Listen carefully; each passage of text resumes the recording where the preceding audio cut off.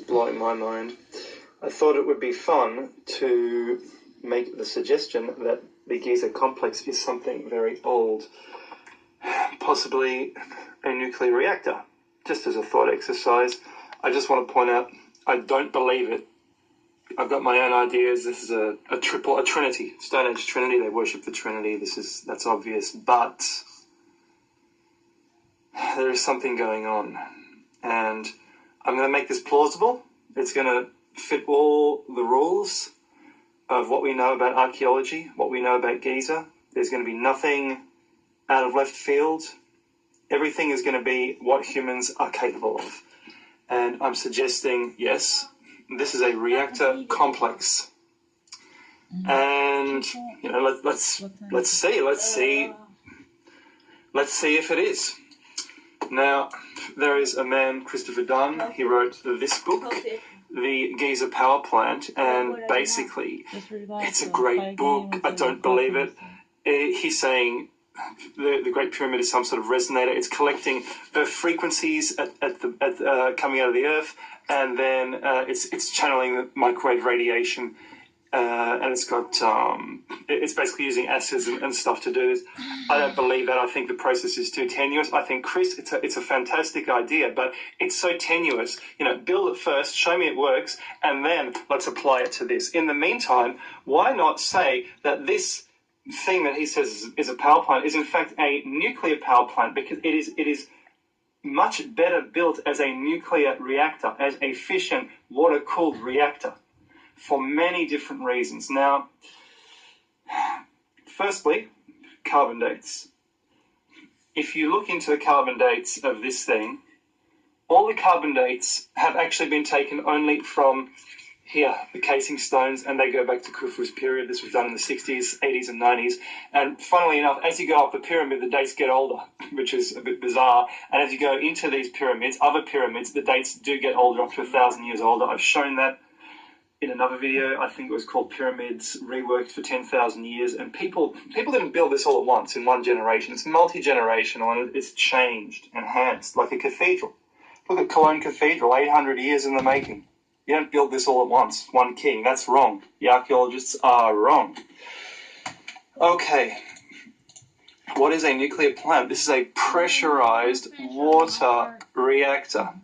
And essentially how it works is enriched fuel rods. It's put under pressure, same as if you boil it. And then that is hooked up to water.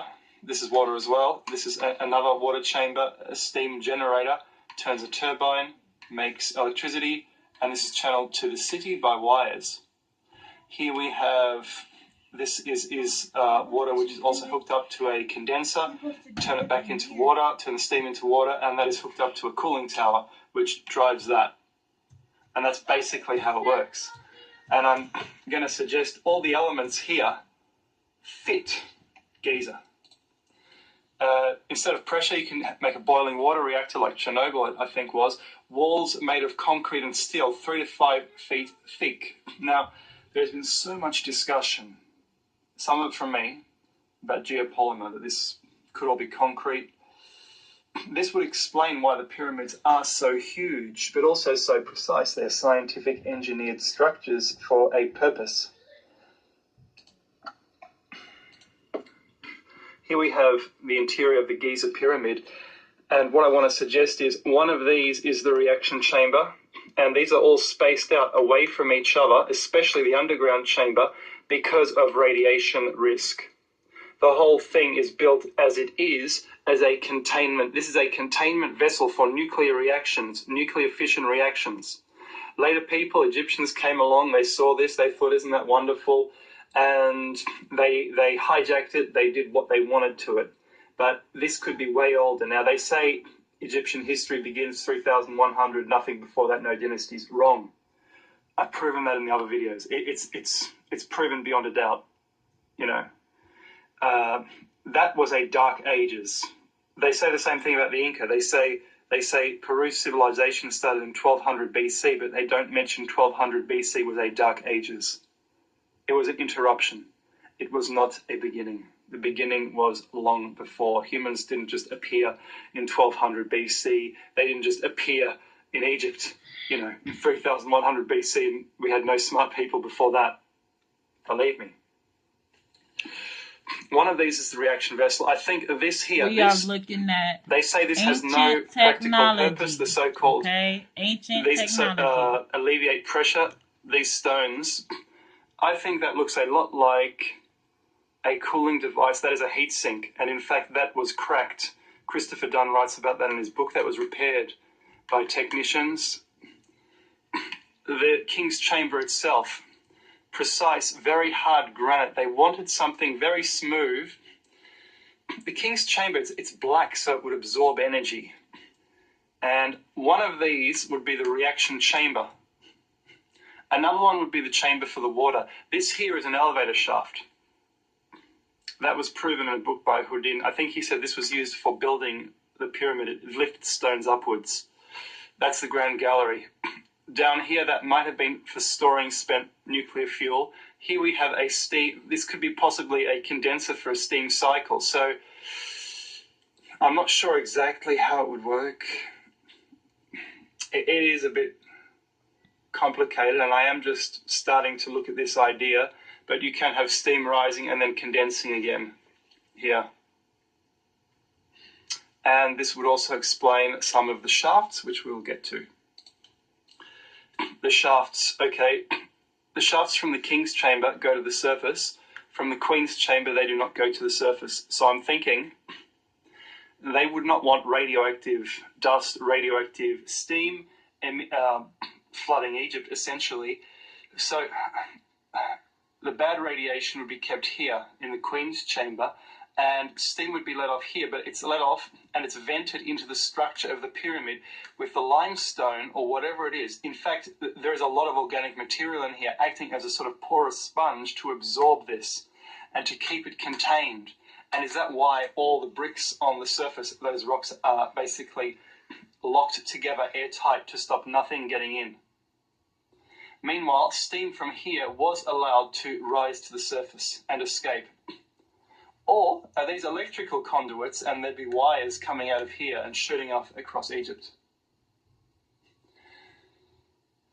So this was, and this can explain the shafts. This was steam which was allowed to go into the pyramid, into the structure, absorbing it like a sponge. Then, of course, they would have had some decontamination problem, and they would have actually worked out the thickness required to block radiation from contaminating Egypt. And who knows what these people looked like. The Greys do look funny. Are they time travelers? I don't know what they are, what's going on there, but they do look like radiation-damaged individuals. They do have big heads. They would have been smart, and they are basically modified humans, however way you look at them, even if they are somehow Earth inhabitants. King's Chamber, Judgment Hall. Precisely engineered granite box. This could have been for storing nuclear fuel. Don't know what that was for. Part of it's been blasted off, possibly when they were trying to open it.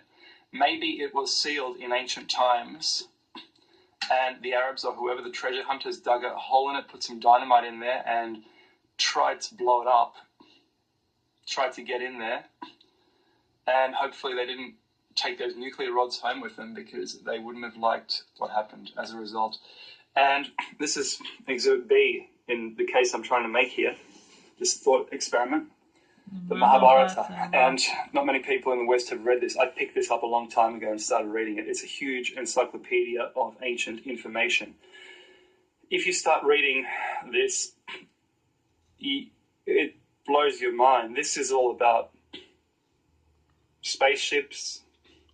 There's one race called the Guardians. They seem to be protecting Earth against other people in a spaceship which they blow up, called the Denavans. They could be demons or something.